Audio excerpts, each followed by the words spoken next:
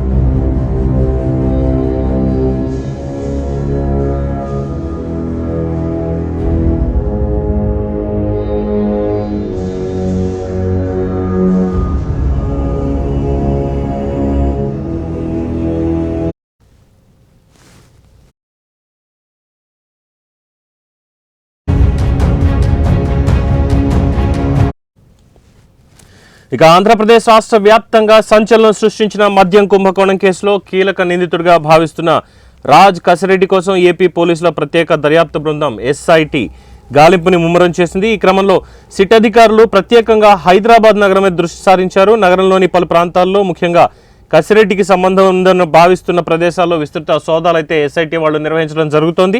మద్యం కుంభకోణం దర్యాప్తులో భాగంగా రాజ్ కసిరెడ్డి పాత్ర ఇందులో చాలా కీలకమని సిట్ అధికారుల ముందు నుంచి భావిస్తున్నారు. ఈ కేసు విచారణకి హాజరు కావాలంటే ఇప్పటికే 3 సార్లు ఆయనకి నోటీసులు అయితే ఇవ్వడం జరిగింది. కానీ 3 సార్లు కూడా విచారణకి గైర్హాజరయ్యారు రాజ్ కసిరెడ్డి. సో దీంతో కోర్టులో కూడా ఎస్ఐటి పిటిషన్ మూవ్ చేసింది. దాంతో కేసుకి సహకరించాలి అంటూ కోర్టు కూడా సూచించింది. అలాగే ముందస్తు అరెస్టులు లాంటివి చేయొద్దని పోలీసులకు సూచించింది. కానీ కసిరెడ్డి మాత్రం ఎక్కడ కనిపించకుండా విచారణకి హాజరు కాకుండా ఇప్పటికీ తప్పించుకునే తిరుగుతూనే ఉన్నారు. ఈ కుంభకోణం వెనుక ఉన్న మరింత మంది కీలక వ్యక్తుల వివరాలు రాబట్టాలంటే కసిరెడ్డి విచారణ అత్యంత ముఖ్యమని దర్యాప్తు అధికారులు కూడా భావిస్తున్నారు. ఈ నేపథ్యంలో ఆయన ఆచూకీ కోసం గాలింపు చర్యలు ముమ్మరం చేసినట్టుగా తెలుస్తోంది. హైదరాబాద్లో మొత్తం 10 ప్రత్యేక సిట్ బృందాలు గాలింపు చర్యల్లో పాల్గొంటున్నట్టుగా సమాచారం అందుతోంది. రాజ్ కసిరెడ్డి నివాసం, కార్యాలయాలతో పాటు ఆయన సన్నిహితులు, బంధువుల ఇళ్లలో కూడా అధికారులు ఏకకాలంలో సోదాలు చేపడుతున్నారు. 1-2 రోజుల పాటు ఈ సోదాలు జరిగే అవకాశం ఉందనేది స్పష్టం తెలుస్తోంది. ఇక రాజ్ కసిరెడ్డి కనుక దొరికితే ఈ కేసులో దర్యాప్తులో కీలక పురోగతి లభించవచ్చు అంటూ చెప్తున్నారు. అలాగే మరిన్ని వివరాలు కూడా బయటకు వస్తాయంటూ సిట్ అధికారులు భావిస్తున్నారు. కసిరెడ్డి దొరికితే తక్షణమే అదుపులోకి తీసుకునే అవకాశం కూడా ఉందనేది ప్రస్తుతం అందుతున్నటువంటి విశ్వసనీయ వర్గాల సమాచారం. మొత్తానికి రాజ్ కసిరెడ్డి ఏపీ మాజీ సీఎం జగన్మోహన్ రెడ్డి వైసీపీ అధినేతకి ఆయన బంధువు అనేది కూడా తెలుస్తోంది. ఐటీ సలహాదారు కూడా రాజ్ కసిరెడ్డి వ్యవహరించారు. అలాగే దీంట్లో ఇప్పటివరకు పెద్దిరెడ్డి రామచంద్రారెడ్డి కుమారుడు పెద్దిరెడ్డి మిథున్ రెడ్డి ప్రస్తుతం ఎంపీ, అలాగే సజ్జల రామకృష్ణారెడ్డి పేర్లు కూడా బాగా బలంగా వినిపించాయి. మొత్తానికి ఏపీ లిక్కర్ స్కామ్కి సంబంధించి కీలక ఆధారాలు దొరకాలి, కీలకమైనటువంటి విషయాలు తెలియాలి, ఇందులో ఇంకా ఎవరు ఉన్నారు అన్నటువంటి విషయాలు తెలియాలి అంటే ఖచ్చితంగా కసిరెడ్డి రాజశేఖర రెడ్డి విచారణకి హాజరు కావాల్సిందే అన్న భావనలో సిట్ అధికారులు ఉన్నారు. మొత్తం 10 బృందాలుగా విడిపోయి హైదరాబాద్ మొత్తాన్ని జల్లెడ పడుతున్నారు.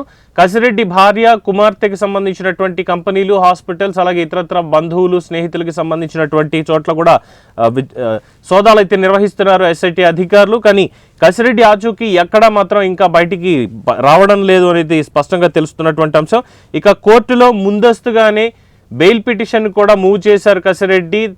పోలీసులు అరెస్ట్ చేసేటువంటి అవకాశం ఉందని. అయితే ఈ నేపథ్యంలో ఆయనకి విచారణకి సహకరించాలి అంటూ కోర్టు కూడా చెప్పింది. కానీ ఇప్పటివరకు విచారణకు సహకరించలేదు. దాంతో ఎస్ఐటి అధికారులు 4వసారి కూడా ఆయనకి నోటీసులు జారీ చేయడం జరిగింది. ఈ నెల 19వ తేదీలోపు ఖచ్చితంగా విచారణకి హాజరు కావాల్సిందే అని చెప్పి మరి 19న హాజరు అవుతారా లేదు ఈ మధ్యలోనే ఎక్కడైనా దొరికి అరెస్ట్ అయ్యేటువంటి అవకాశాలు ఉంటాయా ఇందులో అనేది ప్రస్తుతం వేచి చూడాల్సిందే.